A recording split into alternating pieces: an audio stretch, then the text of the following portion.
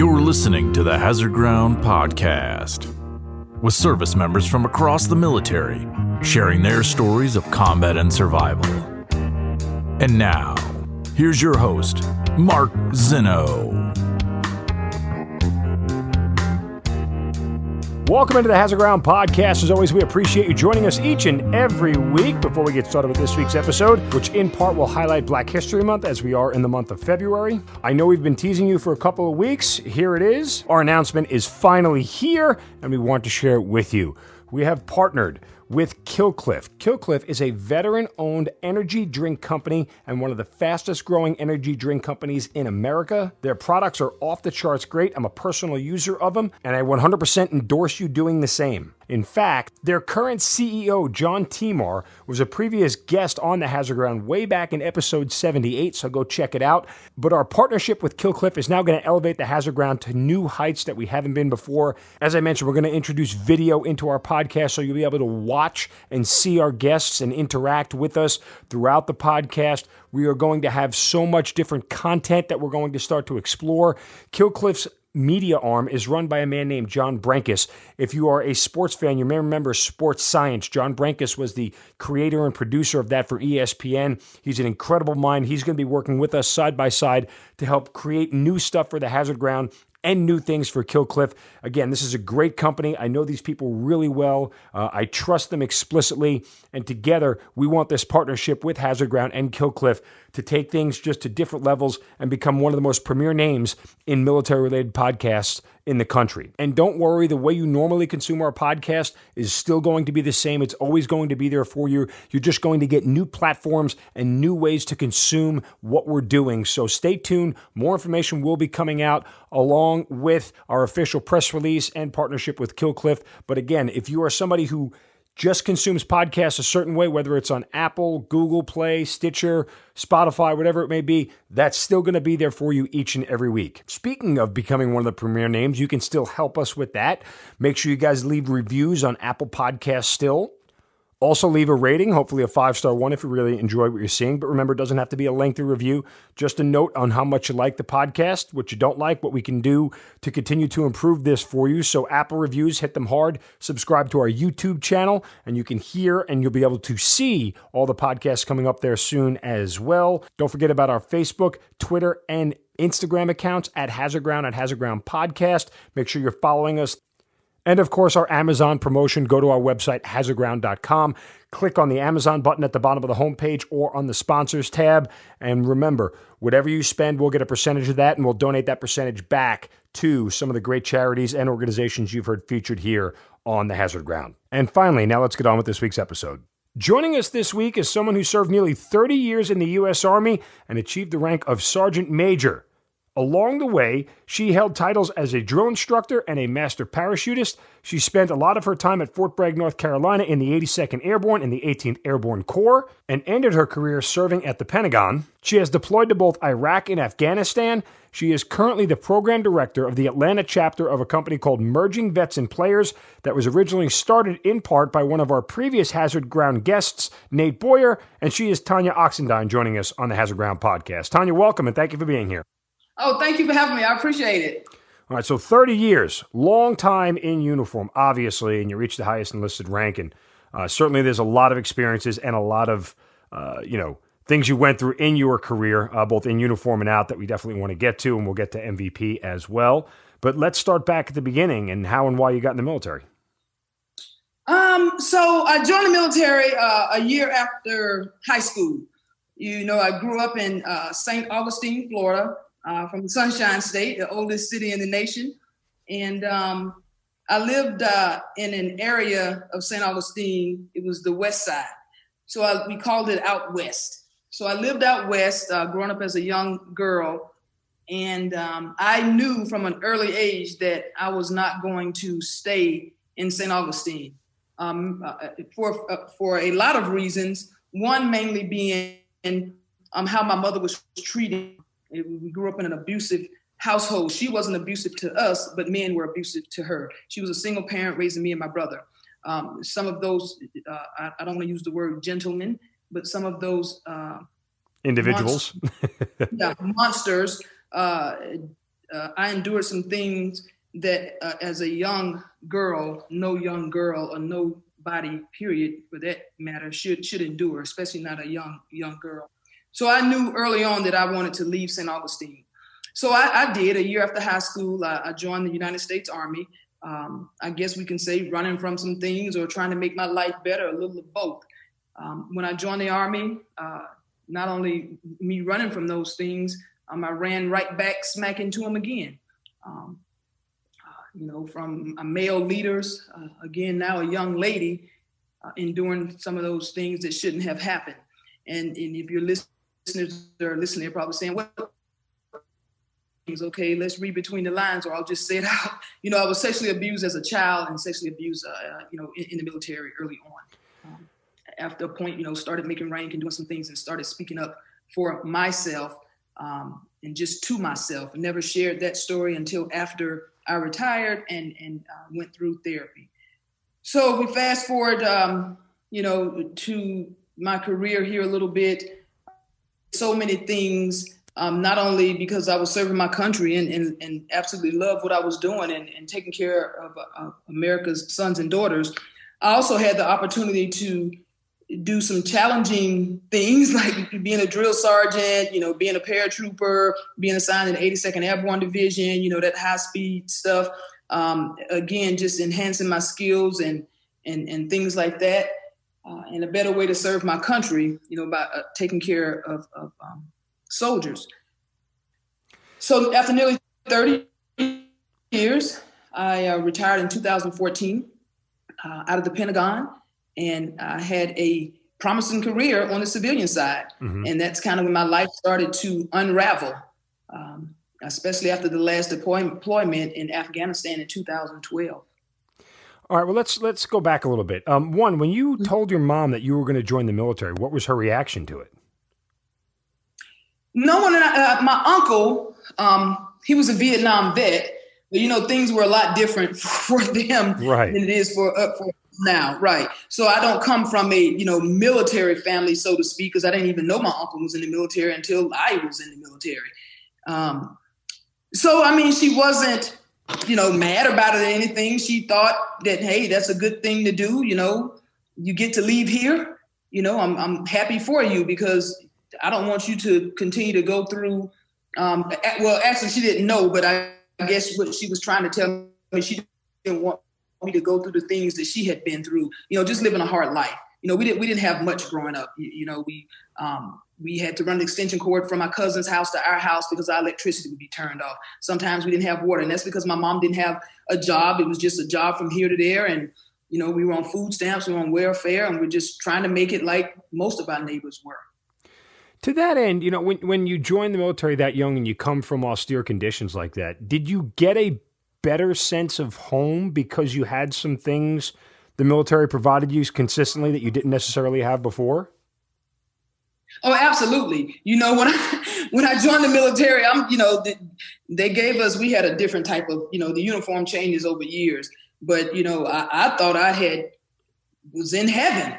You're around all these different people. And then, oh, by the way, they tell you get to travel, which is true. You get to do all these amazing things. And, you get to all these different jobs they have in the military. So I was super excited to leave that little small town and that little bit that I knew nothing else like that existed, but that was just an amazing opportunity that the military offers, that the Army offered me. It was like the world was my oyster. So yeah, it was just total different between night and day from where I came from and then where I ended up being. So what was your job in the military when you signed up? Did you care what it was, or you just took whatever they gave you? Well, kind of just took whatever they gave me. I think I did care after watching film. Back those days, you watch film. So the first couple of films I watched, I think it was a cook and some other things. And I was like, oh, no, pass. And, of course, it was based on the score that you make as well. And then I think they showed somebody crawling in mud or doing something. And I said, hey, I want to do that. And it was like, no, that's infantry or whatever. So I couldn't do that. And so, I chose ended up choosing human resources. So my job was human resources. But the last time I did human resources core, doing that job core, I was in 1995, because in 1996 I became a drill sergeant. a drill sergeant, and then I also went to the drill sergeant school and was an instructor. So as I moved up in promotion, I also moved up in leadership positions, and then moved to a first sergeant position, and then, got promoted to sergeant, command sergeant major, and had 3 battalions as a command sergeant major. You mentioned that you suffered, abuse, sexual abuse, or other abuse from people in the military, along Yes. with this happening as a child. And I know this is going to take us down a completely different road here, but I believe there's value in this conversation. And I do want to get back to the rest of your career. And again, whatever you're comfortable telling, please, by all means. But, that starts as a private. Does it start in basic training? Does it start when you get to your unit? How much did it go on? How did it persist? Sort of, as much as you're comfortable saying. Yeah, sure. So the sexual abuse started in basic training by, a male drill sergeant, and it continued throughout basic training. And, being a young girl, a young lady, I'm thinking it's my fault that I'm going to get in trouble if I say something, and, I can't tell on this guy. I didn't even think about telling because I was scared. This was happening often in basic training. Even when we got a pass to be off post, the same thing would happen. Come to find out after I talked to, now and able to share that story, it happened to, a lot of females in the military. So I just, they use their rank, they use their position to take advantage of, young ladies that just didn't know any better. And I didn't. And I definitely wasn't saying anything. Again, like I said, I was scared because I thought that I would lose my job. I knew I didn't want to go back home to what I was dealing with. And I'm thinking, okay, once I leave basic training, all this will be over. I go to my next assignment and all this stuff will be over. Well, lo and behold, it wasn't over. It happened at some of the duty assignments as well. Now, at a certain point, I'm going to say probably around maybe when I became an E5 or an E6, I had a few mentors that I was able to look up to. And although it was never mentioned, they kind of knew because the abuser is kind of known in the unit because he's done it before. And so those few females were able to protect a few other females and so on and so forth. And then I was able to protect a few other females by saying, hey, come here with me, or don't go over there. Don't talk to that person. But I never told, I never said anything, again, out of fear and out of fear of me being in trouble, but out of fear of being judged as well. Yeah, it's just, and it sickens me, I've been doing this for 20 years myself, and the culture that existed back then was so out of control. And it was basically accepted by leadership. They swept it under the rug at every opportunity possible. And saying that today in 2021 is disgusting. And I think our organization still has a long way to go. They've made strides, to their credit, they've made strides, but they are not anywhere near the finish line. I don't think you ever get to a finish line in this case, right? But, one thing you mentioned that it happened at a drill instructor. How come that didn't turn you off to being a drill instructor? Or did that make you want to be one even more? There may be, and again, we learn by experiences, right? Whether good or bad. So in my mind, I'm thinking, because by this point, I'm here for the long haul. I was there for the long haul from day one when I came in. Yeah, because how come it never deterred you to get out? Like, that's the other thing I'm thinking. Like, why would you stay around if you knew we were in an organization, no matter where you went, that there was some level of abuse you were going to face? I knew you said things were bad at home, but it's like, pick your poison, I guess? Right. So, at some points, we're taught to, be independent or to suck it up and drive on and, do this and do that and be telling or it looks like a sign of weakness. And I definitely was not getting ready to show a sign of weakness. I was tough. I was strong. I was capable. I was an expert at my job. So after I figured out how, good I was, and that's not bragging, that's just a fact. How I figured out how good I was and that I was great at being a soldier, what better way to pay that forward and then to help other female soldiers or to protect them in some type of way. And I was able to do that, I don't want to count how many times, but several times throughout my career, I was able to do that, to protect them and not let some of those things happen to them that happened to me. whether it be in a group talking to females to spread the word and share, not necessarily my experiences, but to say, hey, this is not tolerated. Come talk to me. I'm here for you. Because most of the times, especially the type of units I was in, they were male dominated. Sure. And it would be only a few females, and definitely only one or two of someone that looked like me, a black female, wearing the rank that I had. So I was a living, walking example for those females, and they kind of, came to me for different advice. So that was my way. If I could save them and help them, I think it helped me even more to continue to drive on. Because if I don't have a seat at the table, I can't make change.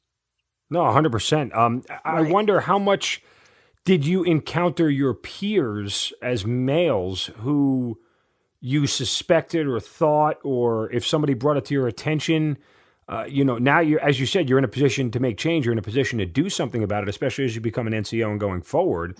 Mm-hmm. When those opportunities arose for you, how did you handle them? I refuse to tell a lie. I did not handle it like I probably should have handled it. My thing was to get them in a core group and to protect them, just in the circle that I could. Now, trying to take it to the chain of command and doing different things like that was a tough fight.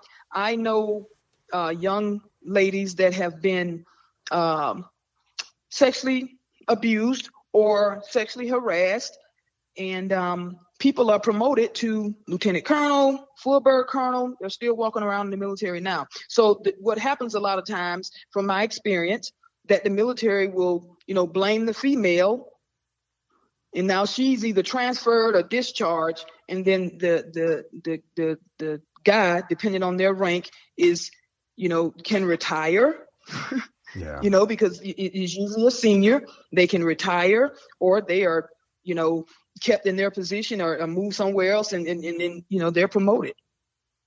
Happens all the time. So that's why, a lot of females just don't say anything, because damn, we're going to lose our career. We're going to lose a lot of stuff. I think now, it's being more talked about because of Me Too and some other things. And like you said, that we have made some strides, or the military has made some strides. But I think the only way to, I don't want to use the word prevent, but to combat this is to continue to talk about it and to speak out, and that we have to be believed when they're telling the truth. Now, I know investigations and all that stuff has to be done, but a lot of times females are not believed. Yeah, and you're out of the military now, so feel free to speak your mind. I still, wear a uniform, so I have to be a little bit more cautious. But I am glad that we are at a point where we have now put these investigations to outside organizations. There's just, nepotism isn't the right word, but you know what I'm saying. We're too insular as an organization, and we protect a lot of our own for a variety of reasons. And I'm not excusing any of them as the right reason. Right. But you understand the organization. You understand how it works. And when we get to a point now where that we're pushing these things out, I'm hoping that we see a lot more accountability throughout the entire chain of command. Exactly. And I don't want to just say, it's women are the only ones getting sexually abused and men are the only ones doing it. Yes, it's both. Females have abused males, and probably same sex and that kind of thing. But I think the majority, maybe statistically speaking, yes, obviously, yeah. Right. So I'm not saying it's just that one case, because we know that's not to be a fact. What did you take away most from being a drill instructor? It taught me just more, and I'm going to use the word love, but not in an intimate way, how to love and just take care of soldiers. I honestly believe, and I know, that leadership is a people's business. It's all about people. It's all about taking care of people. And I'm not saying that I have to say yes every time you want something. I'm going to coddle you and, give you a ride or give you what you want or promote you just because. No, it's earned. You have to be honest, you have to be fair, and you have to be, teach discipline and good order. That's what I learned, that, it taught me to love to take care of people, and that leadership is a people's business. You mentioned, too, the other challenge that you're facing as an African-American and a female. You are the minority among the minority in the military, right? I mean, it's unfortunately, the demographics state that. Did you ever feel, as you made it through the ranks, that you were looked at differently because you were always the one black female in the room of other leaders who were all men and white people? Yeah. I mean, Yeah. Did you see that as a challenge, or was it one of those things where you look at it as, that's fine, I'll be the one in the room, that's fine, I just remember, everybody remembers who I am and why I'm here? I think I looked at it as I'll be the one in the room. I'll be the one in the room. Now, I was not scared. I was confident in what I was doing, because I was, like I said, I really took pride in being an expert in what I did, whether it was pulling jump master duties, whether it was, leading the PT formation, whether it was preparing for deployment, whether it was, going out to the motor pool, whatever it was. I knew those regulations. I knew those books just as my male counterparts did, based on what we know. I'm not talking about infantry tactics and that kind of thing. Now, if you put me in a position to learn it, of course, I could learn it, but that's not what I did. But I knew just as much as they did to be an expert as an overall leader. And I made sure that I studied my books hard. I went to court, different schools that were offered.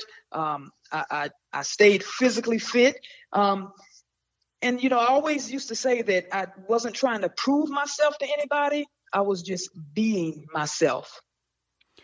Did you have anybody along the way who, was sort of that mentor, that person who not only, was able to help coach and teach you, but, that sort of plucked you out for certain jobs? Like, I know I do this. I actively have this in my mind. When I see female officers, or where I see African-American officers, men and women, and I see them because they are the minority in our organization. When I see those people who are stars, and I can tell that they're stars right off the jump, I'm the leader who sits there and goes, okay, I got to find a bigger and better role for that individual. I got to find a command spot for this individual. I got to find a spot where this individual can excel at the next higher level, because I think it's those people that we need that are going to go out of their way to say, yeah, everybody should be treated equally, but in the same respect, if I have an opening, I want to give that person an opportunity, because our organization is about diversity and should be about putting everybody in positions where they succeed. Did you have somebody who sort of helped you along the way in that manner? No, I didn't. When I was a young private and went to, I think it was a PFC, and I was in Germany, stationed in a personnel unit. It was one young lady, she was a sergeant, Tammy Rice. She taught me how to bring, the females together, because she would always, group the females together, whether it was Friday evening or we would meet at the barracks. Back then, people used to go to the barracks and kind of hang out and just talk to us. So she was an amazing mentor. But, she left PCS and all of that, and, you kind of stay out of contact. And I don't think that diversity, like we're doing now, people were looking for people to excel and be on a higher level and bring in diversity and inclusion and all that kind of thing. I don't think that was, I don't want to say a priority. I don't think that wasn't people's mindset.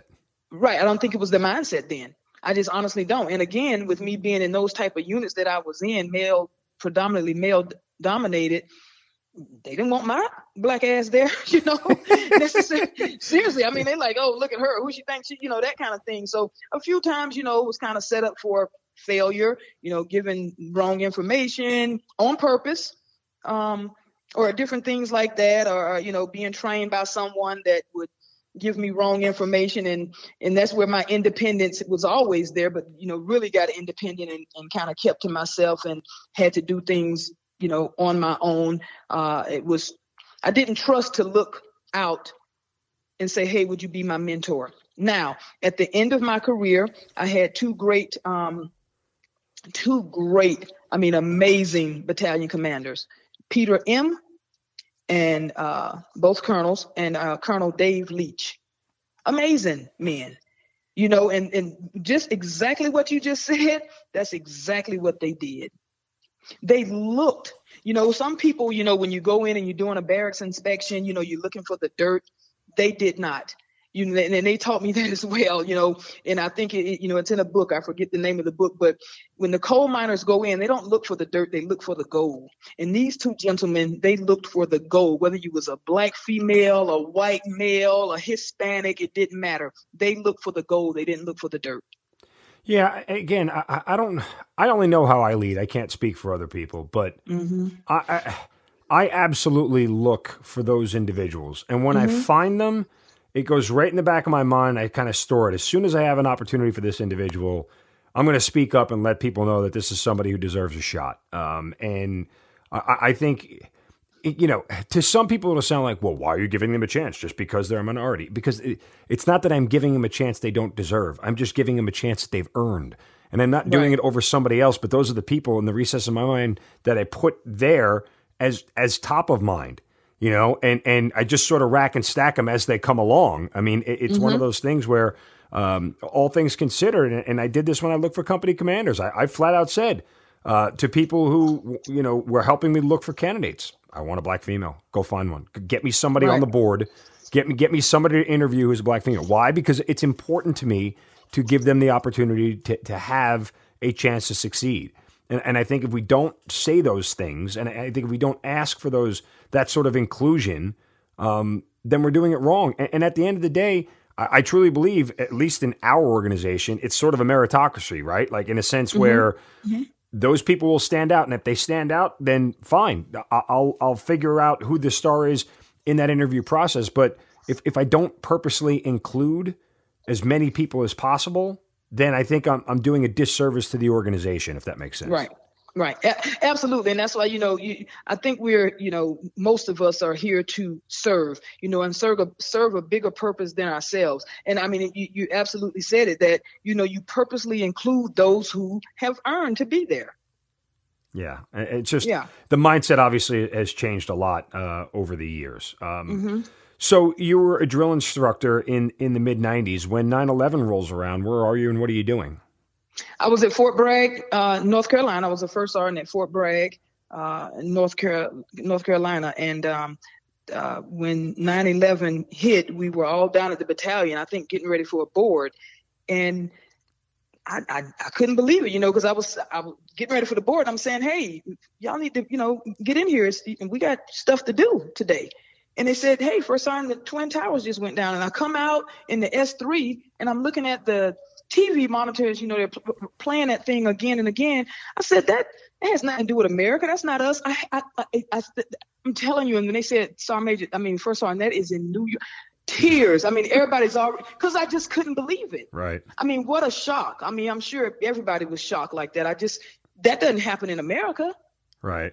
I mean, you're in the 82nd. You're in the first unit out the door. One of those first units that's out the door. So how quickly did things start to transpire for you guys then? Oh, absolutely quickly. We get the call 18 hours. We're boots, boots on the ground, and then we're up in the air. So, and it's who's in the chute that time, whatever infantry unit or whatever unit is in the chute that time to get ready to deploy or be ready for worldwide deployment within 18 hours. If I said minutes, within 18 hours. And that was done. They were ready. They were put out the door. Of course, like all across the military bases, everything was locked down. We on high security alert.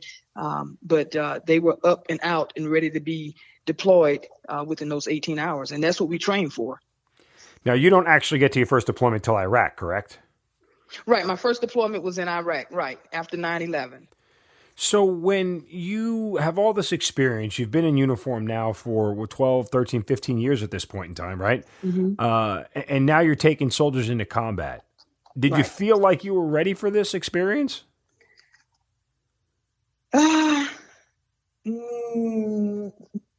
No, not to that extent. Because again, we know the basics. We go out, we shoot our rifle. We're trained on, grenades and all that kind of stuff. We're trained on, we've done convoys before and different training that's required, whether it's quarterly training or bi-yearly training or yearly training. But to now go out and be put in the middle of, IEDs going, roadside bombs going off and IEDs going off, had no idea that I would experience that, not at all. Was not prepared, not to that extent. Now, again, the basic training that we received, absolutely. We could do the basic training, but fortunately we had some, the unit had some guys in there that had deployed before. And, we put our heads together. We knew when we had to go out of the gate.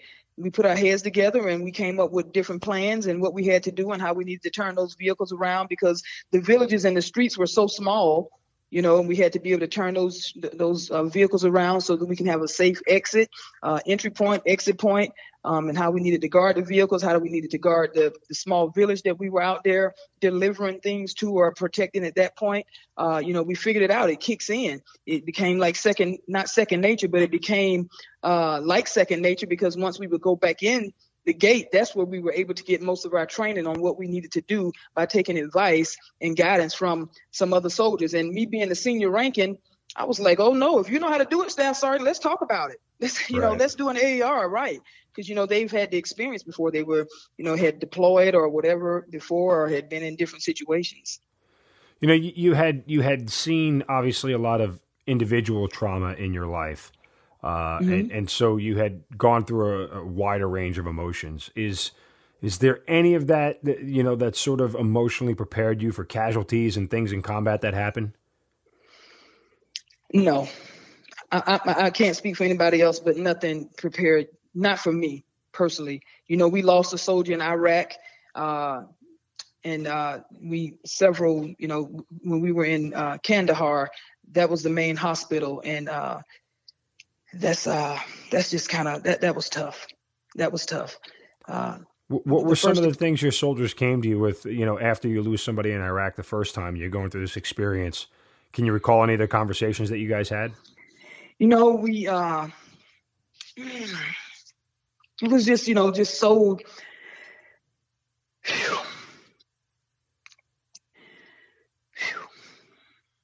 we didn't have the tools or the know-how now, maybe to maybe how to deal with that as a unit. Right. All we could do was, we met daily. Just comforted each other, and just sometimes it was just nothing to be said. Just a lot of tears and a lot of things didn't understand. As a young soldier, they didn't understand, and even me trying to get information from a higher leadership, some things we were not privy to, but we just had to be there for each other. We had to comfort and console each other. Once we got back to the hooch. Once we got back to our tents. I can hear the emotion in your voice. And literally a minute ago, I'm hearing the stern command voice of a seasoned sergeant major, and it quickly flips.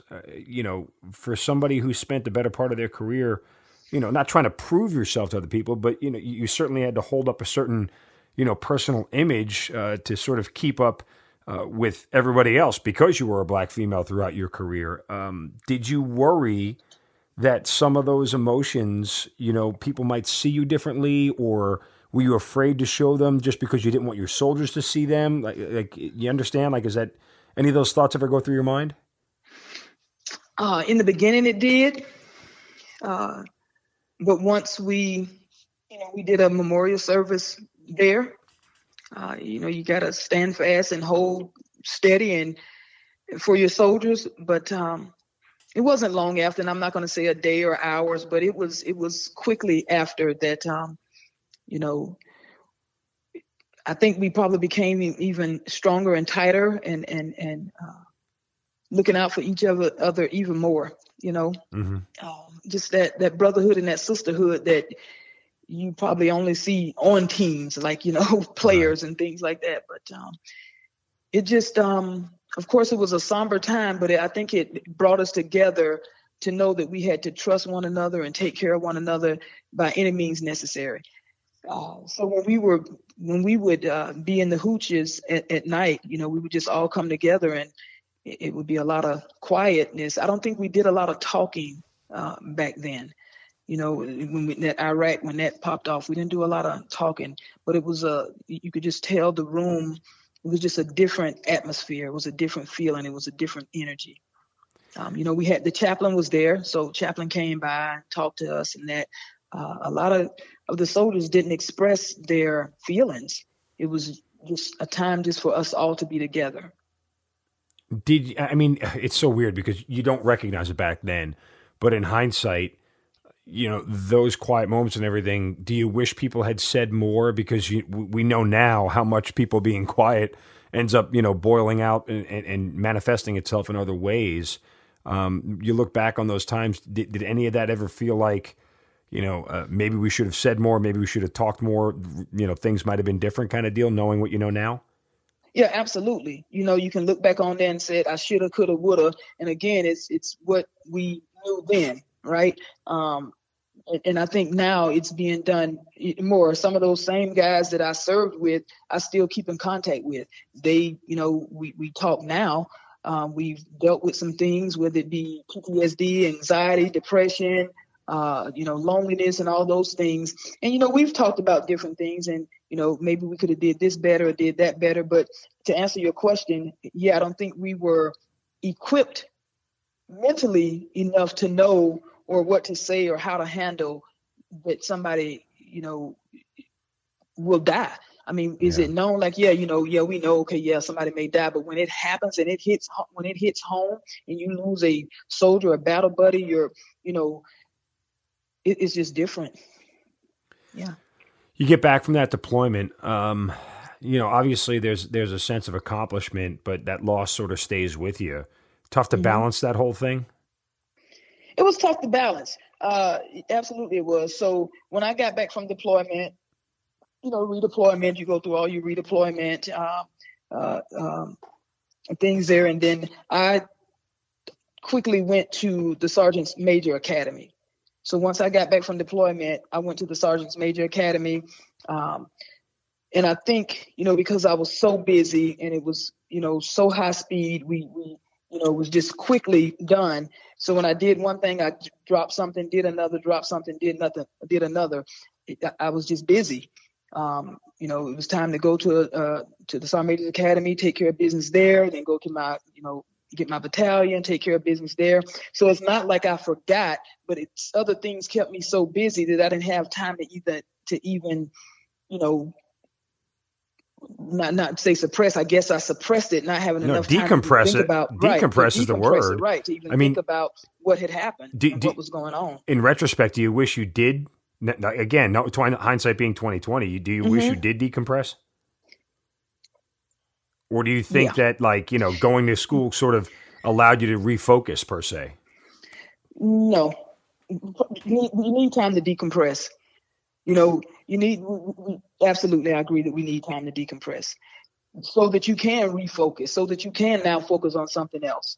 I went to the academy with a lot on my plate, with a lot on my mind. But again, you can't show that weakness, right? Because now it's time to do this mission. So you have to complete that mission so that you can get ready for the next mission. Right. Yeah. So after the Sergeant Major's Academy, when do you get to Afghanistan? I didn't go. 2012 was my last deployment. Okay. So 2011 is when I went to Afghanistan, because I went overseas to take a battalion overseas, 1st PERSCOM. Okay. And then So once I left 1st PERSCOM, then I went to Kentucky. I was gonna say, because 9 years between deployments or on active duty, that's tough to pull off. Yeah, and that's what happened, because they sent me to 1st PERSCOM. Now I wanted to stay on Fort Bragg, but HRC, Human Resources Command, this is what's open. So once I left 1st PERSCOM, I went to Kentucky, and then I came back to 18 Airborne Corps, and then to the 82nd. All right. So when you get to Afghanistan, you are a sergeant major of a battalion? Mm-hmm. The command sergeant major of the headquarters battalion of the 82nd Airborne. Okay. You said you were in Kandahar. What was the unit mission sort of similar to doing HR type stuff again?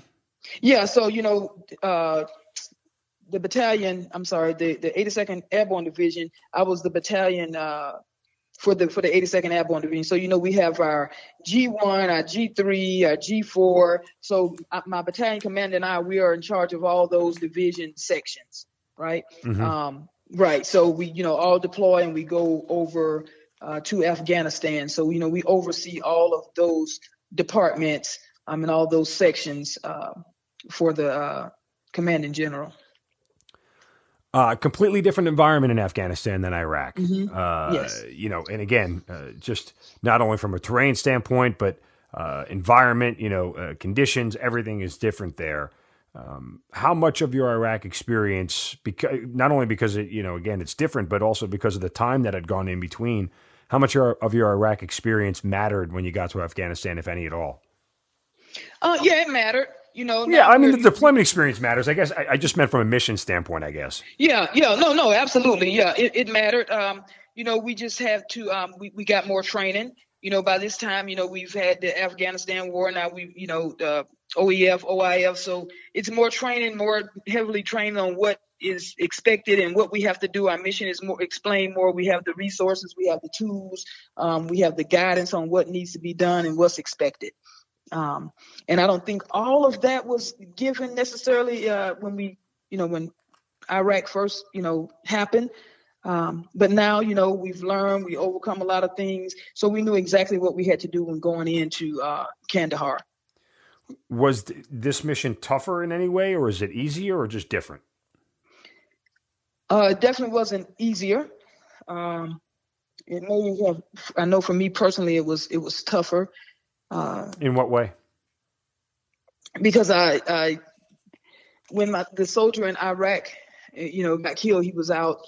I didn't see the body and all of that, but it was more personal with the soldiers in Kandahar than it was in Afghanistan, meaning with our wounded and, the tragic, we lost some soldiers as well because of the main hospital was there. So every time a casualty came in, the command team, meaning the CG, his staff, my commander, myself, we would go over to the hospital in Kandahar to make sure that soldier was never alone.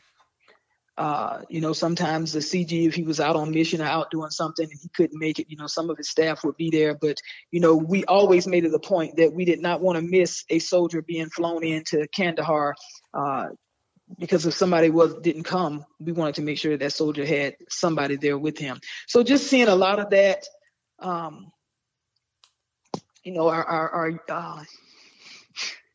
young soldiers just out here to protect our country and serve. And I'm talking about, they're not boys because, yes, they're men, but I'm talking about 18, 19, 20-year-old young men that are just maimed for life, or lost their lives, serving their country and making sure that the home front is taken care of. And it just was an awful sight to see on a daily basis.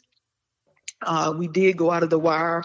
Our commander and I, we had a few missions that we had to go out of the wire. Some of the same things, with the local community, trying to bring, peace amongst the elders and that kind of thing. But the division sergeant major, that would be a team effort that we would all travel out the gate. But that was a tough deployment. I mean, having the experience of already losing somebody, did you talk to your soldiers ahead of time about that experience? Yeah, absolutely.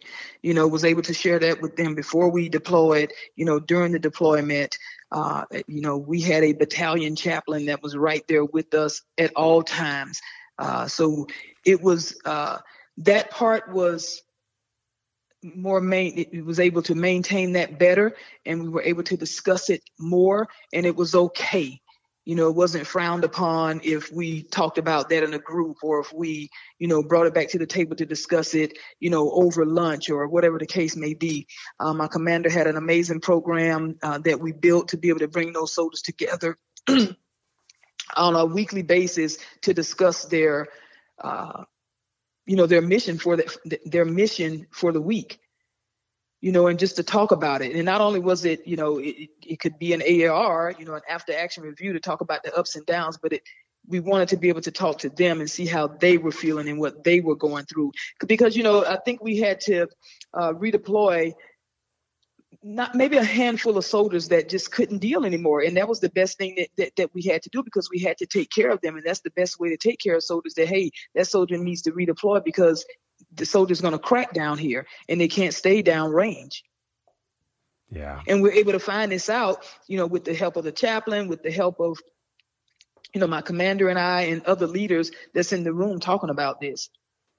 Comparing the loss from the first deployment to the loss on the second deployment, you're not ever better prepared for it, but do you understand the emotions a little bit better the second time around? Yes, to answer your question, yes, I understand emotions a little bit better, but definitely not prepared for that type of death, that type of those type of injuries.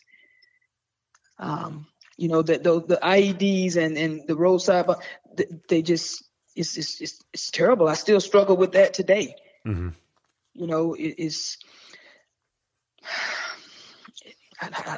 It's like I don't want to like talk about it. Like say, I don't even know how to explain it.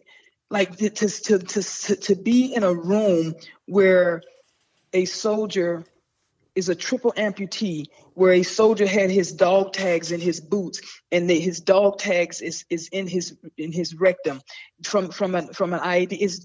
That's unexplainable. I mean, right.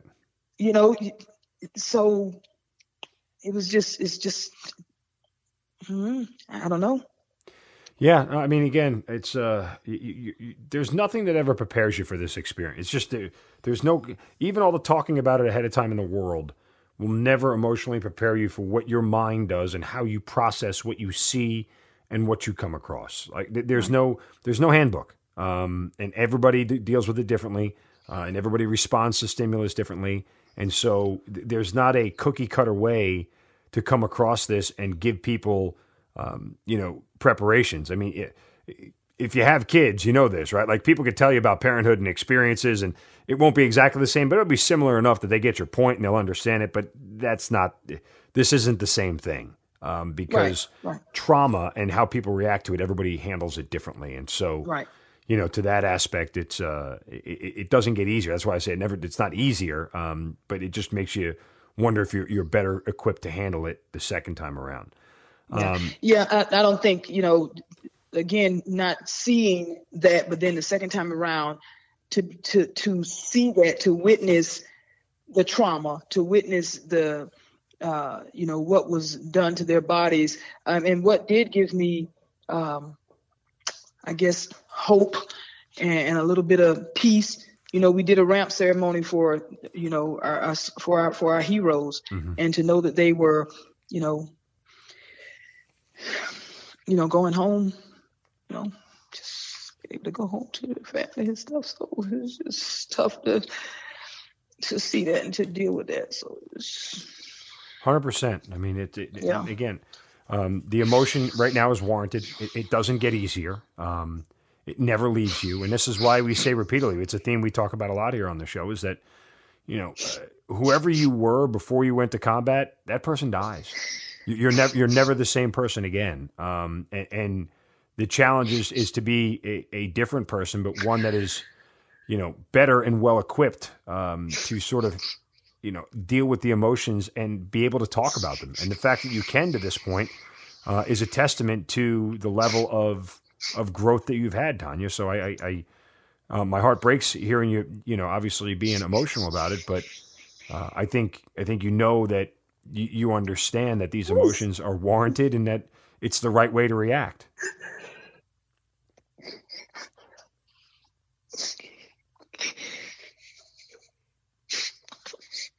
Tough, very tough. Sorry.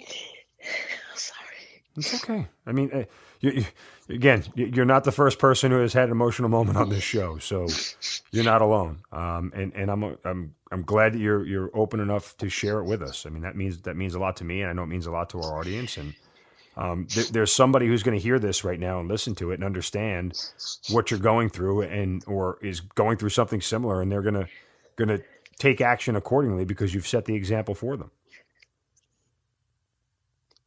It's just, just like being a young girl, the things I went through, and even though all of us have probably been hurt and wounded, it's just hard to return to a place where tragedy has happened. But I just try to be positive and tell myself that I deserve this season in life, and to try to share my story as much as possible along with others so they can heal. And again, like I said, 100%, somebody will react to this and use it as a springboard to make something better in their life. I can't tell you the countless amount of letters and emails that we get from people who react to stuff like this, and they say, wow, I didn't realize I was suffering until I heard this. I didn't realize that I needed to talk to somebody until I heard this. So your emotions will absolutely reach people on a level that you're not aware of right at this moment, but I can promise you that they will. Yeah. All right. Well, let's fast forward a little bit. You end up at the Pentagon to finish out your career. Now, when it's time, because again, 30 years is kind of the cap almost, was it something that the Army said, hey, thank you for your time, or you kind of knew you were done? Pretty much thank you for your time. I was selected for brigade command in Belgium, and I just really had to take a hard look at, where I would be in life at that point, coming up on the 30 years. And it would have put me to like 32, 33 years. And I said, I think it's time to bow out gracefully. And, go ahead and retire and let someone else. I wasn't tired. I still had it left in me, but it was, some logistical things that had to take place once you're and personnel things to take place once you retire from overseas. And now you have to, come back over to stateside. And I didn't want to, deal with all of that. So yeah, I just made a decision that it was time to do that. I did ask, could I, let me stay here, let me finish up some time here. I just didn't want to go overseas and, not redeploy, but try to PCS and retire and come back to the States. It was just a difficult, I thought in my mind that this would have been a difficult transition for me. Yeah. So, in retrospect, in hindsight, do you wish you had gone to Belgium and done that tour, or you think it was the right decision at the time? I think it was the right decision at the time. And once I've made the decision, I have to accept that, that was the decision that I made. And it was some other things in between that with some senior leadership that I think probably could have been handled differently. And I know it could have been handled differently because I've seen it firsthand, because I worked in the general, what they call the GOMO's office, the General Officer Management Office. So I was part of that team that created the General Management Office for senior command sergeants major that were going to work for the generals. So, firsthand and doing this stuff and building these projects and teams, how things work in doing it. So what happened, I got selected for a brigade, and I knew I wasn't going to go overseas. I wanted to spend my time and finish at the Pentagon, where I thought I could make a difference at the Pentagon. But like I said, that didn't happen.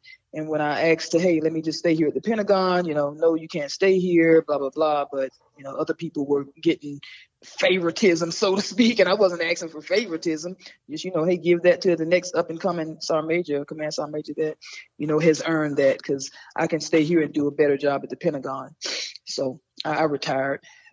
Said I could do something somewhere else and serve my country, or be in a place of service, whether it was not maybe serving my country. But I did work for the Department of Homeland Security for almost 2 years. Well, it's interesting because, again,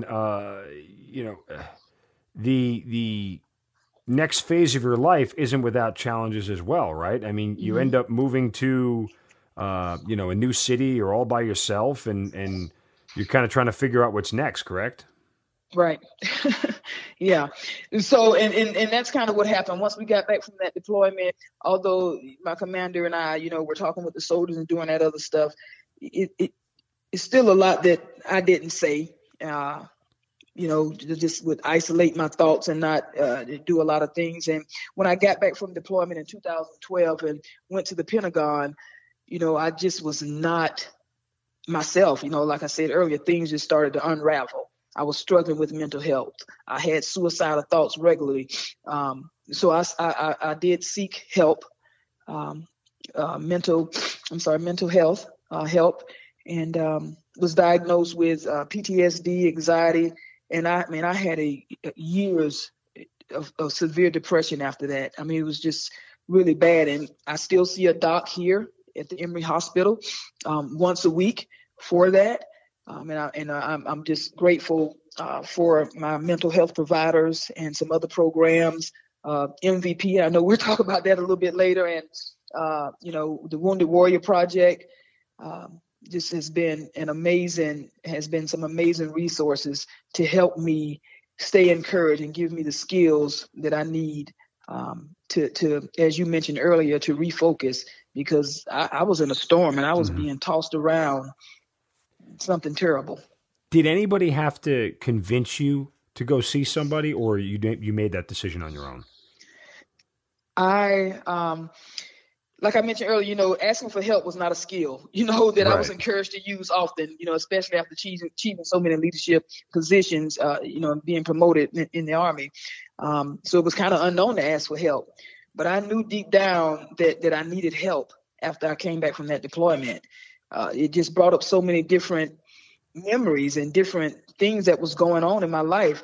And I realized that I had to be accountable to my sons. That was most important to me. I have 2 adult sons, and I could not see, with those suicidal thoughts happening like that, I said I have to reach out for help. So I did it. I did it on my own and reached out for help. Do you think that if you had continued to stay in the service, do you think you would have recognized that you needed help while you were still in? No. Why? No. Again, because being this is just my truth. Being a Black female, being a senior Black female, I have to set the example for everybody. I have to set the example for other females that see somebody that look like them. So I can't show a sign of weakness. I can't say, I'm going to have to go get mental health, or I'm going to have to do this and do that. That appears as a sign of weakness. Now, I know better now that not being so independent and those type of things is not good, that you should reach out and ask for help. But I know who I am, and I know in my DNA that I wouldn't have me personally ask for help. Now I can tell people all day, and I guess I wouldn't have walked the walk and walked the talk, because I can tell people all day to do it, but I wasn't doing it myself. I don't think I would have done it myself. So you begin to get the help that you need. What is the one thing that you would tell people who are afraid to go get help or thinking about getting help? What's the one thing you would say to people that would, kind of push them over the edge, so to speak, to show them that it's worth it?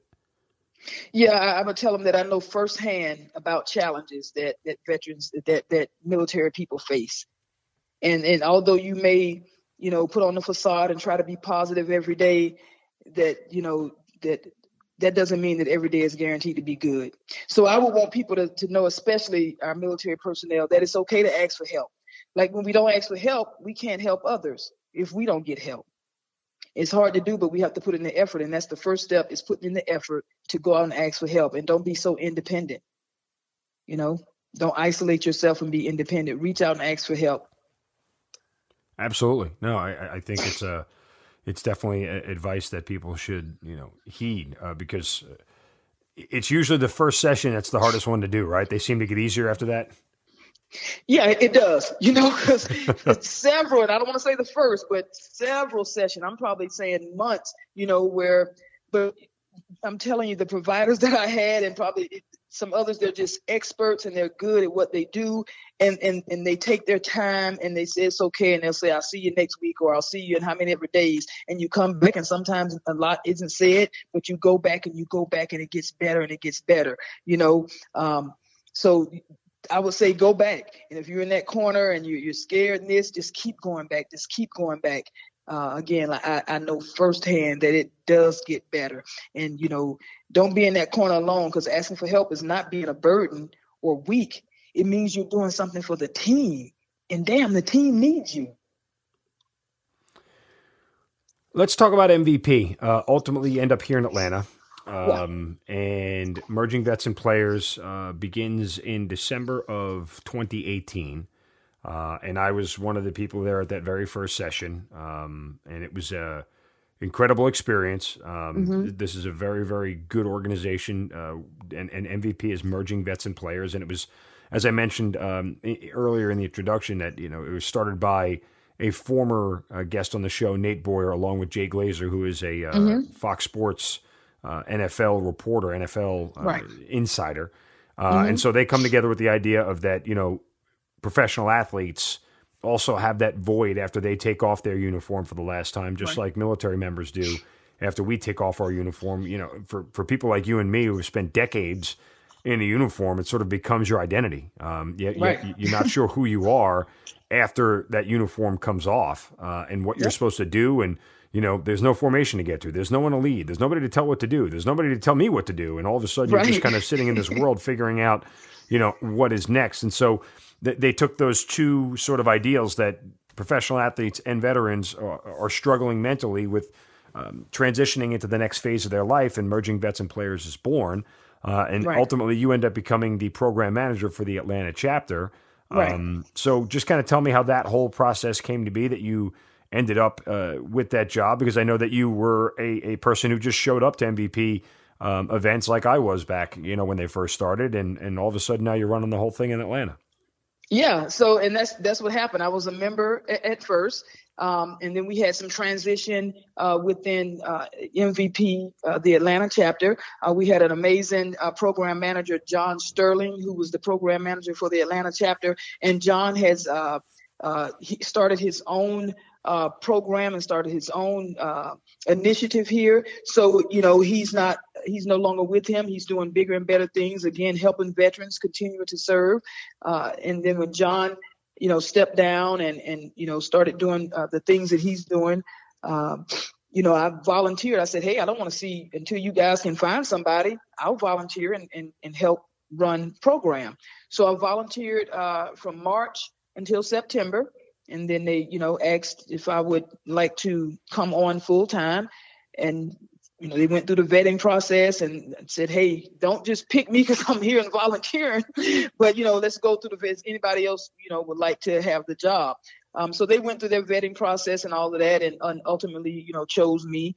And I'm grateful for that. I'm thankful for that.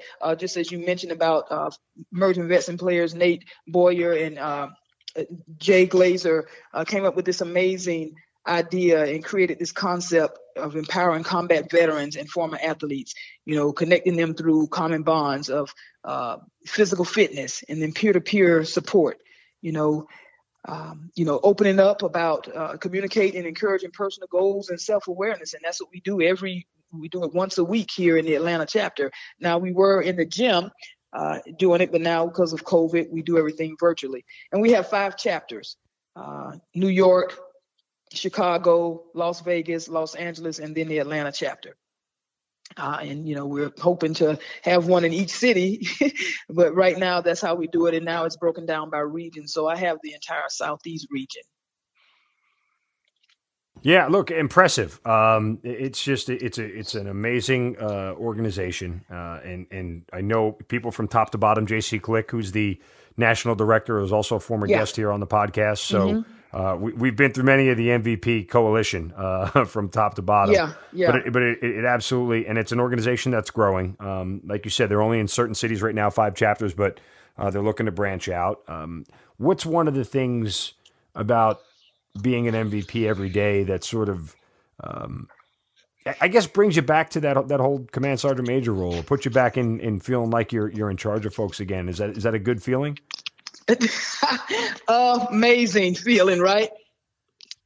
Because I'm able to be in a position where I can continue to serve, and then doing what I know best, dealing with soldiers, which now, veterans. We do still have some soldiers that are getting ready to transition. So I'll just say, it's just innovative. We're producing change. And that's what we did in the military. As leaders, we're producing change. People are becoming better self-aware. They're improving their relationships, whether they're personal or career. Will help, with MVP and in the huddle, that's where the magic happens. They're coping with their mental health concerns. They're doing more activities. We even connect, they even connect and show pictures with members outside of the program. It's a trusted space, and some people have started their own businesses. I mean, it's just amazing. It's overall improving, all of us, our mental health and our physical well-being. How much of what you went through when you talk about loss and what you went through in your time in the military, how much does that come up when you talk to the MVP members? It has come up before because, again, it's about being vulnerable and being transparent and sharing. So, we allow the members to say as much as they want to, just like when you told me here, you could say as much as you want or as less as you want until they are able to open up and share. So I, being the facilitator of the huddles, let me share with you guys, because now I don't want to be this independent person, not reaching out and asking for help, right? So I want to be able to share and tell you my story that, I was sexually abused as a young girl. I want to tell you the story that happened in the military. I want to tell you when people were not so nice to me. And sometimes I was not so nice to people either. Let me tell you this story. Let me be authentic so you can resonate with me and understand what's going on so that you can open up so that we can all heal. We can all learn from one another. It does me no good. And that's why I am not ashamed anymore. I used to be so ashamed of where I come from. I grew up on a dirt road, no street lights, an old raggedy blue house. I used to be ashamed of that. I used to be ashamed with things that people, that did to me and how I grew up and different things in my life. I'm not ashamed anymore. I'm not ashamed. And I think it's selfish if we don't share our stories, if we don't, be as transparent as possible or as much as we want to share those stories. I think it's selfish not to do that. So we do share, and I do share personal stories in that group. I even shared a couple of times. One time, my son, my youngest son, he's 28, and he just was talking back and being so disrespectful. And I was like, "Hey guys, how do I handle this shit?" Yeah. I got two grown men up in here that's thinking I'm about to put their ass out. Somebody was like, hey, hold on. Have you thought about this? Because I'm dealing with this and this is how I handle it. So it's not always, just that. It's just somebody may be going through whatever they're going through. And that's how we hash it out and talk about it in those huddles. When you see, and I've been there, I've seen it happen before at meetings, but when you see somebody else tell their story and get emotional and start to cry like you did before, what goes through your mind? I think about greatness. I think about courage. I think about bravery. Yeah, we thinking, these tears, they're weak and that. That doesn't happen in our huddles. We don't think it's weakness or anything. We're hoping like we can get back in human contact one-on-one so we can give you that hug or come sit by you. We were in the huddles out in Smyrna. Somebody would be sitting next to someone telling their story and you could look across the room and they got their hand on their shoulder, say, "It's all right, buddy. I got you, battle. I got you, brother. I got you, sister." That's what that is. It's that greatness and connecting. Did they appreciate that every now and then the old sergeant major comes out in you? Yeah, they do. Not this week. Last week, I co-led with our trainer. We have a new trainer here, Tonya Rodriguez. He's out of the New York chapter, and he's a retired kickboxing champion. So, most of it is kind of toward MMA and kickboxing and that kind of thing. So me and Tommy came up with, hey, let me run. I'll do the stretching in the beginning, and you run all the other big time stuff. And I tell you, when we got done, it was like, "Hey, Sergeant Major, that wasn't fair. We thought we was on a 10-mile run." It just came out of me. I got back in it. I thought I was calling cadence in here in my room in the house, and we had a ball. Yeah, so it comes out sometimes, but in a good way. You look back on 30 plus years. Anything you do different? Anything I do different? That's a great question. Again, I would go back to don't be so independent. And when I say ask for help, I'm not even talking about it being mentally, but reach out and seek those mentors. It was some good people. Not everybody was out doing some of the things we talked about earlier. There were some amazing leaders.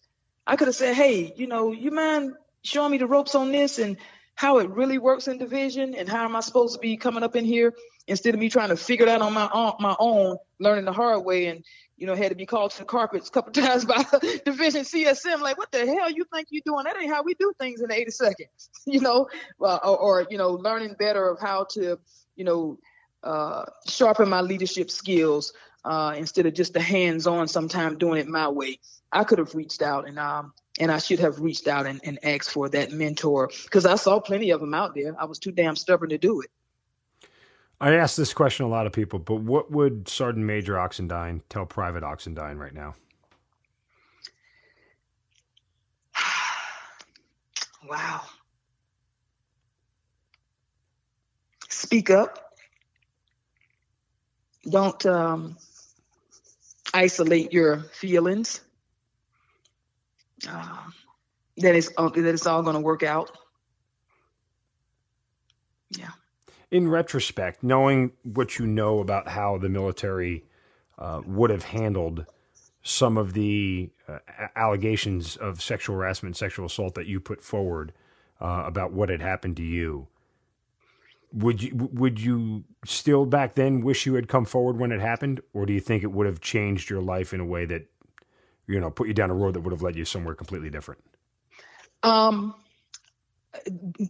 Being the person that I am, having in my DNA, kind of being a fighter and sometimes a rebel, I have thought about that before. Someone has asked me that question before, and I wish I could go back with a magic wand to see if I would have spoke out. Maybe Me Too would have started earlier. Yeah. Mm-hmm. Yeah. Yeah. I just watched a movie on Netflix called Radium Girls. I got to Google and see if it was a true story or not. But a young 17-year-old girl fought for all these women who were being poisoned by this radium poisoning for painting dial clocks or something like that. And even today I'm sitting back thinking like, damn, you didn't speak up. You didn't even speak up for yourself. Although, some solace was, okay, I protected some other people, but I didn't protect myself either, So, yeah, maybe Me Too would have started earlier. Well, again, courageous nonetheless that you survived it and that you're still here to talk about it. And you're talking about it now. And late or not, I still think that there is value in telling it now because somebody's going to hear it and somebody's going to sympathize with it and understand or be going through similar, if not the same things, and they'll have the courage to speak up because you did. So I applaud you for being able to withstand all that for as long as it happened to you and as often as it happened to you, and that you came out on top every time. I mean, I don't know if there's any solace in that, but from the outsider's view, there's nothing better than being knocked down and getting back up again, and you did it multiple times over. Yeah, yeah. Well, Tonya, again, I wish you nothing but the best of luck with MVP. Keep growing that program. Keep getting people involved.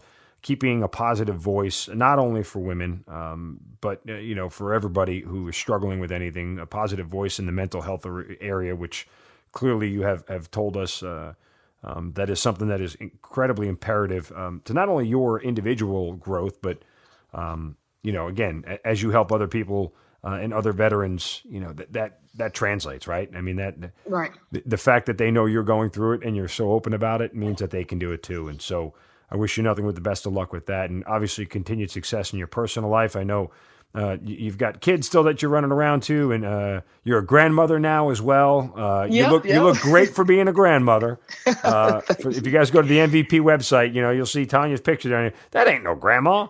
That's that's that good PT I'm still doing. Yep, there it is, still holding on strong. So, but again, thank you so much. You've shared so much here.